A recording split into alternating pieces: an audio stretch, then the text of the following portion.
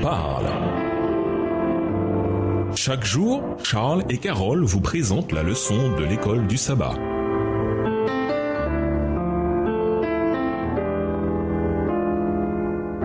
Bienvenue dans votre émission Dieu nous parle. Nous voilà à la leçon numéro 10 allant du 27 février au 4 mars. Paul et la rébellion.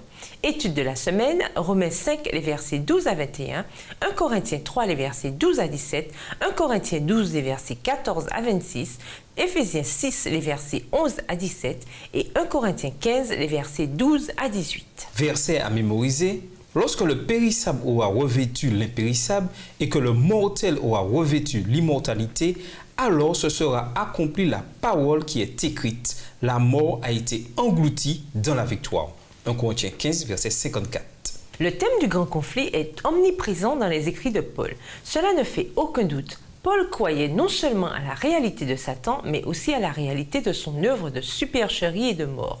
En de nombreuses occasions, Paul met en garde contre les manœuvres du diable. Éphésiens 6, le verset 11, contre ses puissantes tromperies, 2 Corinthiens 11, le verset 14, et même contre ses pouvoirs surnaturels, 2 Thessaloniciens 2, le verset 9. Mais comme toute personne qui a déjà lu Paul le sait, l'apôtre met toujours l'accent sur le Christ et sur sa victoire finale pour nous. Même si Satan a réussi à vaincre le peuple de l'Alliance au fil des siècles, il a totalement échoué contre Jésus. Et en Jésus, toutes les promesses de l'Alliance se sont accomplies, assurant ainsi le salut pour tous ceux qui les réclament par la foi et dans l'obéissance. Qu'ils soient juifs ou gentils, la fidélité du Christ assure également la disparition ultime de Satan. Hébreux 2, verset 14, et la fin du grand conflit. Cette semaine, nous examinerons plusieurs images et métaphores qu'emploie Paul pour expliquer la réalité de la bataille et la manière dont nous devons vivre en travaillant ensemble au bien de tous, en tant qu'Église et communauté de croyants engagés dans cette lutte cosmique.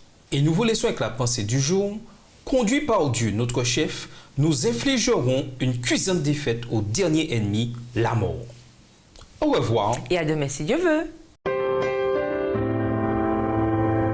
Dieu nous parle.